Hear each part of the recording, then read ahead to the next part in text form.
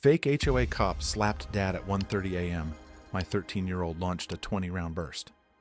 A fake HOA officer showed up at 1:30 a.m., assaulted Brian Walsh, and tried to bully his family into submission. Posing as someone with authority, he thought he could intimidate anyone without consequence. But he didn't expect a quiet 13-year-old. And 20 rounds of messy, unstoppable justice. Just wait until you see how this tense standoff turned into a powerful win for the Walsh family. The summer nights in Sparks, Nevada, had a way of wrapping the town in a sleepy kind of warmth. The air smelled faintly of dry grass and warm asphalt, and somewhere off in the distance, a freight train rumbled across the dark horizon. Inside the Walsh family home, all signs pointed to a night winding peacefully to its end. The kitchen still carried the faint aroma of baked chicken and mashed potatoes from dinner. Dishes sat drying neatly on the rack. A small table lamp in the living room bathed the couch in a cozy, golden glow. Brian Walsh, the father, stayed out in the garage, sleeves rolled up, surrounded by the familiar clutter of half-finished projects. The soft clinking of metal tools, the quiet whir of a fan, and the low hum of cicadas outside painted a comforting, almost timeless picture. He leaned over a battered lawnmower, squinting under the flickering fluorescent light, trying to get the stubborn engine back to life, more out of habit than urgency. Fixing things, even late at night, was his way of unwinding. Inside, Ashley Walsh wiped down the kitchen counters, moving methodically, like she was trying to finish just one more task before calling it a day. Their two sons, Noah and 13-year-old Logan, lounged in the living room, half buried under worn-out blankets. A late-night action movie played on the TV, the volume low enough that the boys' occasional laughter was the loudest sound in the houses. Rex, their aging golden retriever, stretched out near the back door, snoring gently, his tail twitching now and then as he dreamed of younger, more playful days. The neighborhood outside was a patchwork of porch lights and drawn curtains, silent except for the occasional chirp of crickets and the soft swish of sprinklers kicking on across neatly trimmed lawns. It was the kind of night where nothing bad ever seemed like it could happen. Brian wiped his greasy hands on a shop towel, straightened up, and smiled to himself, feeling the satisfaction of small, quiet accomplishments. The clock in the kitchen blinked lazily, 1:27 a.m., and then a loud, heavy knock shattered the calm. It wasn't the casual, uncertain knock of a neighbor needing help. It was deliberate, sharp, angry. The sound echoed through the house like a dropped hammer. Rex jerked awake, letting out a confused bark. Noah and Logan froze mid-laugh, their heads snapping toward the door. Ashley stiffened by the sink, her hand tightening around the dish towel. Brian heard it too, out in the garage, his entire body tensed instinctively. He dropped the wrench onto the workbench with a dull clatter and moved toward the connecting door into the house, wiping his palms on his jeans. Another knock, louder this time, 3 firm pounds that rattled the front door on its hinges. The boys exchanged a glance. Something about the knock didn't just demand attention, it demanded obedience. It was the kind of sound that sent an ancient warning through the bones. This isn't right. Ashley's heart thudded against her ribs. She peeked through the narrow window next to the door, trying to catch a glimpse of whoever stood outside. But all she could see was the distorted outline of a large figure, standing too close, blocking the porch light. Brian stepped into the hallway, his jaw tightening.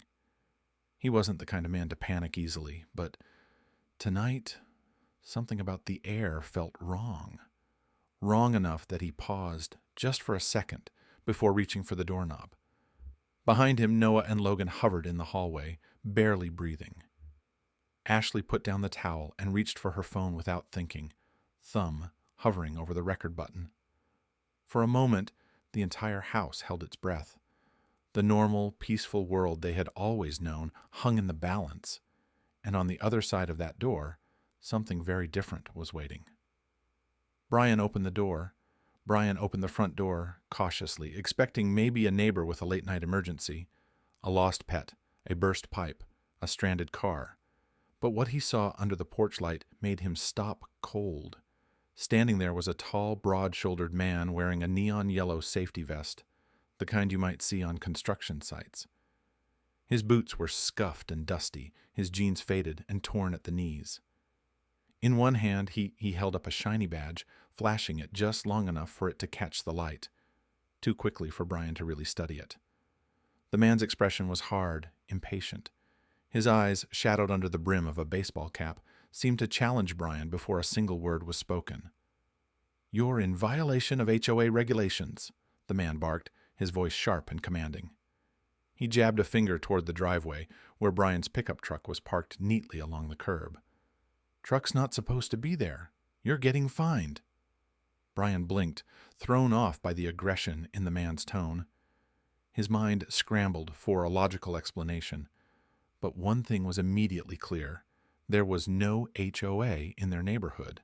No homeowners association, no rules about where they could or couldn't park. It was one of the very reasons they had chosen this neighborhood years ago, for the freedom. Still, Brian, being the steady man he was, kept his voice calm.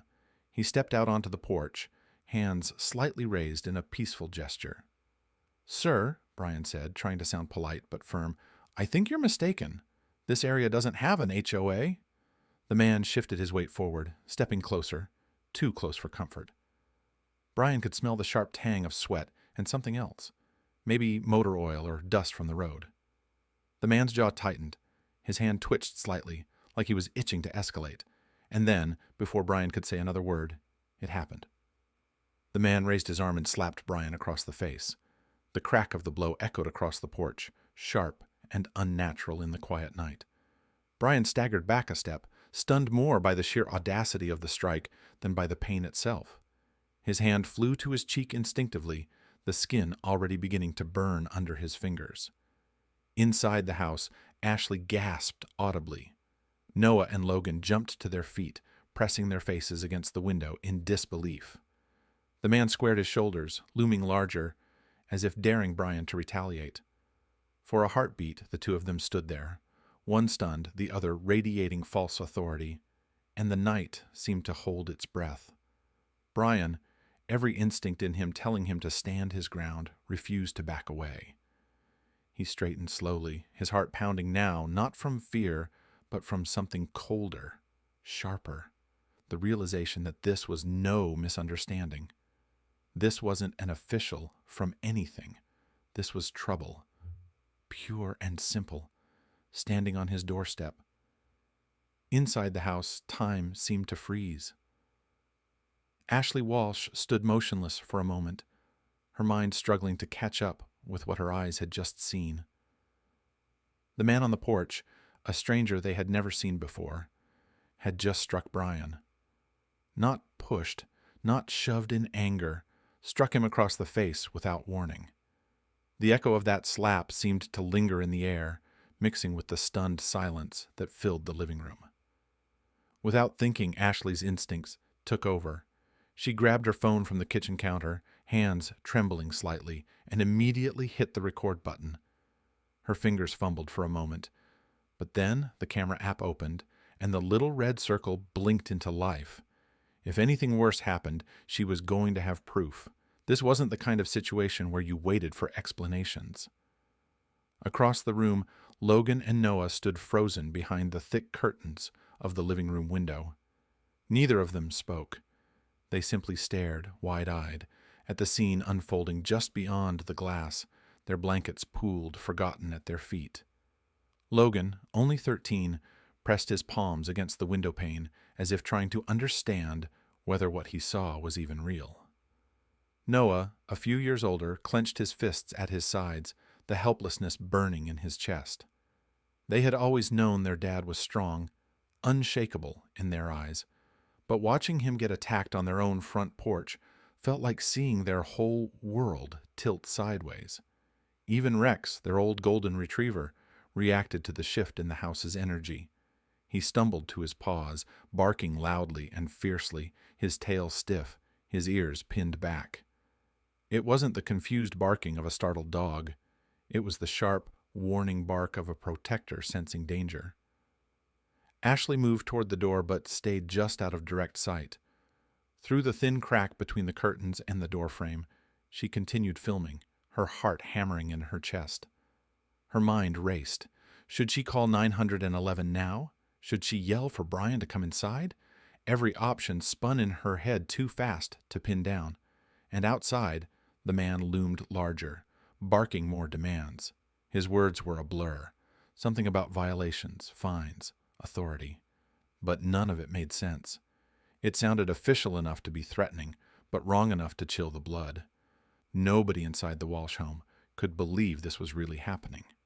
Their safe, familiar world, the home filled with board games, movie nights, birthday balloons, still floating half deflated in the corner, had been pierced by something hostile and unpredictable. It didn't feel like real life. It felt like a nightmare they hadn't yet woken up from. And deep inside each of them, in Ashley and Noah, even in young Logan, something was beginning to shift. Fear was still there, raw and heavy, but alongside it a different feeling was rising. A stubborn refusal to let this night be stolen from them without a fight. The man on the porch didn't flinch after hitting Brian. Instead, emboldened by the stunned silence, he began shouting louder, his voice cutting through the night air. "You're in violation," he barked, jabbing a finger towards the house. "You'll be fined, maybe even charged. You think you can just ignore the HOA?" Each word sounded official enough to confuse anyone not thinking clearly. But Brian, still holding his aching cheek, heard the cracks in the man's story. Their neighborhood didn't have any homeowners association. There were no rules about parking, no dues, no board members, and this man wasn't wearing any real uniform, just a cheap neon vest and a worn-out cap pulled low over his eyes. Inside the house, Ashley continued to record steadily, zooming in just enough to capture every twitch of the stranger's face. From their spot by the window, Noah and Logan watched with growing anger and disbelief. The man seemed to sense the shift, the realization dawning in the eyes staring back at him. He took a step closer to Brian, as if trying to reassert his fake authority. "You don't comply, I'll have charges filed. You're going to regret messing with me," he threatened, voice rising. And then he caught the glint of Ashley's phone, still recording. For a split second, he froze. The mask of authority he had worn so aggressively started to crack. His gaze darted toward the phone, back to Brian, then again to the camera lens.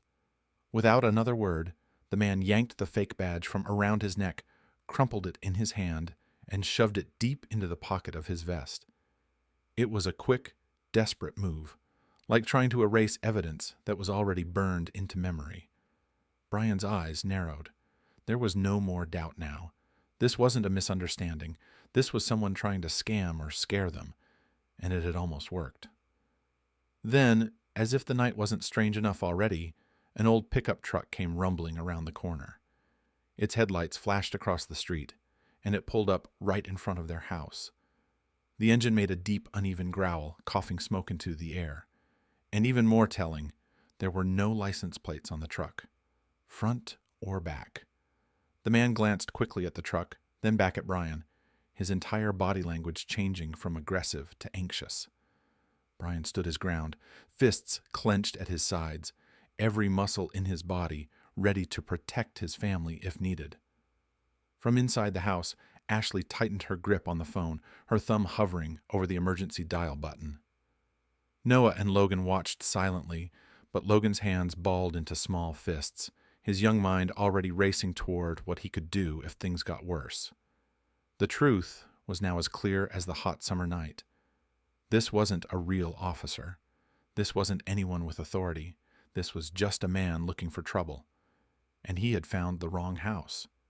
For a long moment after the fake officer shoved his badge away and the pickup truck pulled up, silence hung over the Walsh family's home. But it wasn't the silence of fear anymore. It was the silence of something ancient and unyielding waking up inside them. Inside the house, Noah could feel his heart pounding against his ribs, each beat louder than the last. Watching his father, the strongest man he knew, stand there with a bleeding lip, facing down a stranger alone, twisted something deep in his chest. A burning heat rose through him, far different from fear.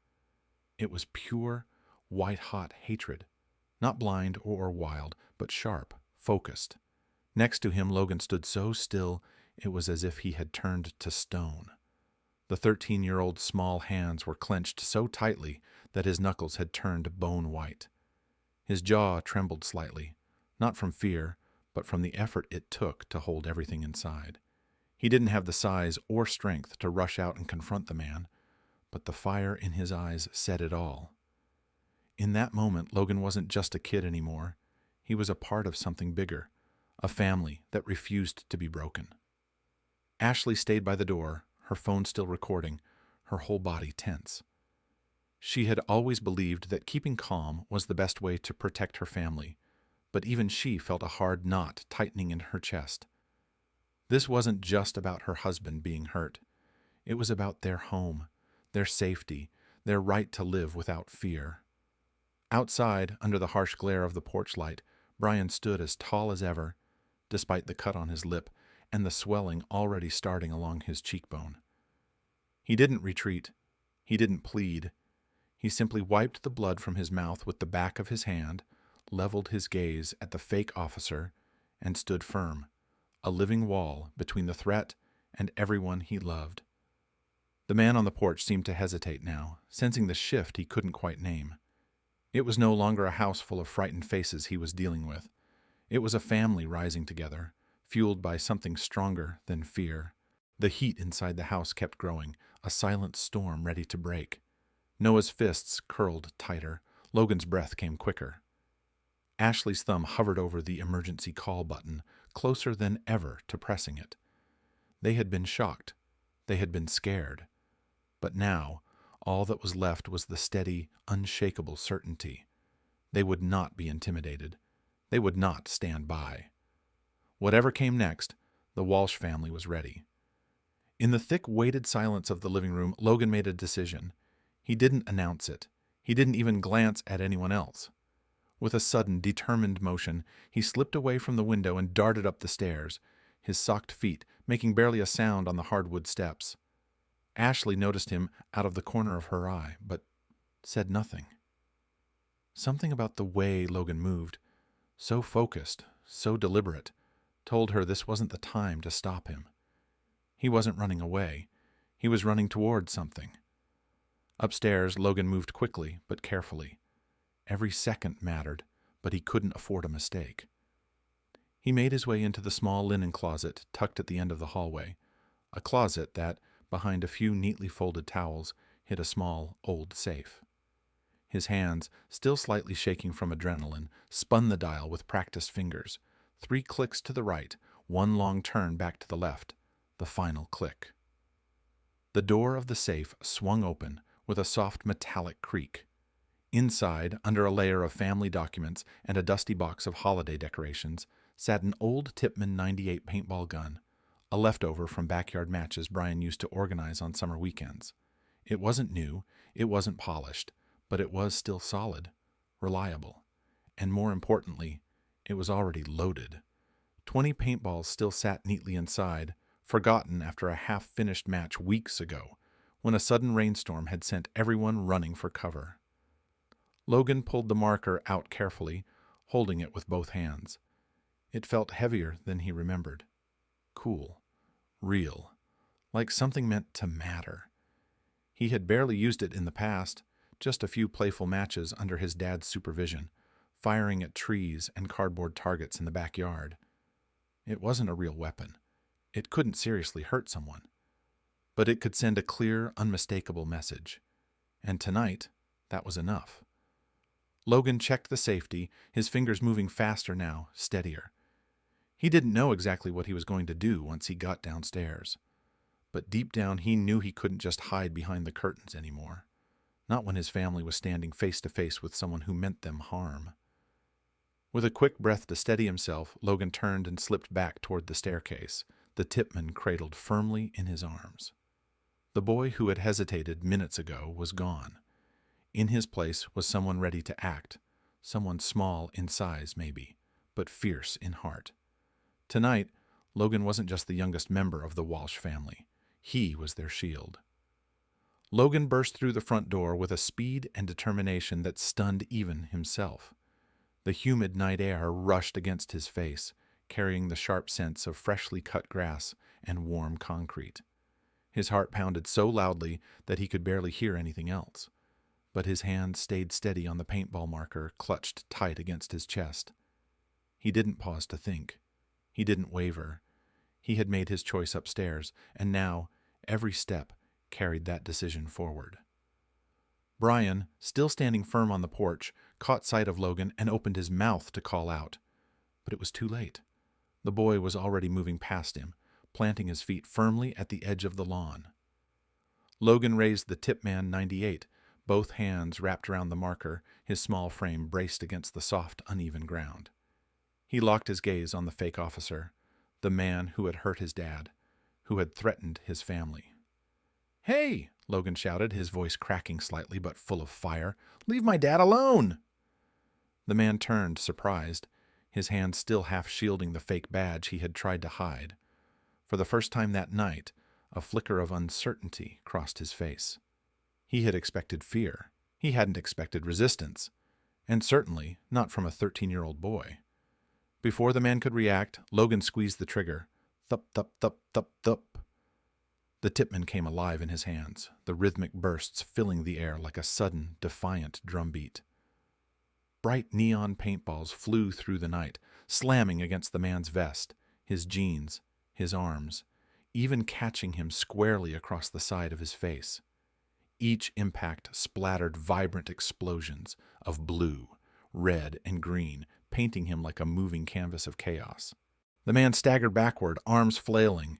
He slipped on the damp grass, his boots skidding helplessly. For a moment he tried to stay upright, but the ground was slick, and the paint made it worse. With a loud grunt, he lost his balance and crashed down onto the lawn, his vest and jeans now dripping with wet paint, his hands scrambling uselessly against the sodden turf. A shocked, furious yell tore from his throat, but it was lost under the sharp barks of Rex from the doorway, and the whir of the Tipman still echoing in the air. Inside the house, Ashley kept recording, her eyes wide, a stunned kind of pride welling in her chest. Noah stood frozen, halfway between amazement and laughter, barely able to believe what he was seeing. Logan lowered the marker slowly, breathing hard, his arms trembling not from fear, but from the pure adrenaline that came from finally standing up to something bigger, louder, and meaner than himself. The fake officer scrambled to his feet, now a dripping, humiliated mess of colors under the porch light. Gone was the bluster. Gone was the false authority. In its place was nothing but a soaked, furious man, exposed for what he truly was. Logan stood his ground, saying nothing more. He didn't need to. The message had been sent, loud and clear. This family was not going to be bullied. Not tonight. The man, no longer so bold and commanding, stumbled to his feet, dripping paint, his face twisted in shock and rage. For a moment, he looked around wildly, as if hoping for a way to salvage his authority, but there was none. Logan, marker lowered but steady, stood silently at the edge of the lawn, a quiet figure of defiance. Brian, still bruised but unyielding, stood between his son and the danger, ready to step in if needed. With a guttural growl of frustration, the imposter turned and sprinted toward the waiting pickup truck. The door slammed shut, the engine roared to life, and the old vehicle peeled away from the curb, tires screeching and smoke billowing behind it. Ashley's camera never stopped recording. She kept it aimed squarely at the truck, capturing the make, the model, every dent and scratch, even the missing license plates. Everything the police would need. Inside the house, Noah finally let out the breath he had been holding. Rex, still bristling by the door, gave a few parting barks as the truck disappeared down the street. The Walsh family didn't have to wait long. Within 5 minutes, though it felt like a lifetime, the first patrol car rolled into the neighborhood, lights flashing blue and red, cutting through the heavy summer night. 2 officers stepped out quickly, alert and professional. Ashley met them halfway down the driveway, still clutching her phone. Her voice was steady as she explained everything, showing them the video footage without missing a beat. Brian, brushing off their concern for his injury, insisted on giving a full statement. He stood tall, blood still on his lip, refusing to show weakness. Logan and Noah stayed close by, silent but watchful, soaking in every moment. The officers moved fast. Using the details from Ashley's recording and the descriptions provided, they broadcast a lookout alert within minutes. It didn't take long. By sunrise, word came back. They had found him. Darrell Manning, a name that soon became all too familiar, had been arrested without incident. Turns out this wasn't his first attempt at impersonating authority. His record told the story of a man who had spent years weaving lies, intimidating families, and trying to live above the law. But tonight, he had picked the wrong house, the wrong family. At the local precinct, officers confirmed he would be facing a stack of charges: assault, impersonation, attempted fraud, and more. The Walshes wouldn't have to worry about him again. Brian needed a few stitches for the cut on his lip, but the doctors said he'd heal cleanly. He joked with Ashley on the way home, trying to lift the boy's spirits. But the truth was, the pain didn't matter much. What mattered was that the danger was gone. The house felt different that morning, not because something had been taken away, but because something had been defended. The heavy weight that had pressed down on their hearts, the fear, the helplessness, slowly lifted as the first light of dawn filtered through the windows. They had stood together. They had faced down fear, and they had won. In the days that followed, the story of what had happened spread quickly through the neighborhood. What began as a few curious glances from across the street turned into visitors knocking on the Walsh's door, neighbors carrying cookies, pats on the back, and wide grins. Everyone wanted to meet the kid who had stood up when it counted. Logan, once known mostly as the quiet one, had become a local legend overnight. Mr. Hernandez from across the way declared him the toughest 13-year-old in Sparks, and gave him a booming handshake that left Logan grinning shyly. Even Mrs. Abernathy, who rarely spared praise, dropped off a tray of homemade brownies with a quiet nod of respect. Wherever Logan went, he earned high fives from other kids and approving nods from grown-ups. For the first time, he wasn't just Noah's little brother, for he was Logan Walsh, the boy who didn't back down.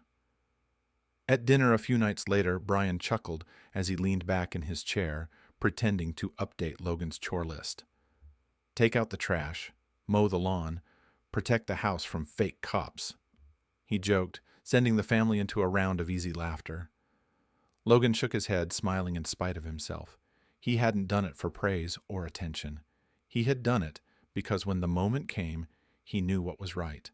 And somewhere deep inside, he realized something important. It wasn't about being the biggest or the loudest. It was about standing up, even if your hands were shaking. Sometimes, the only answer to trouble is 20 rounds of bright, messy justice.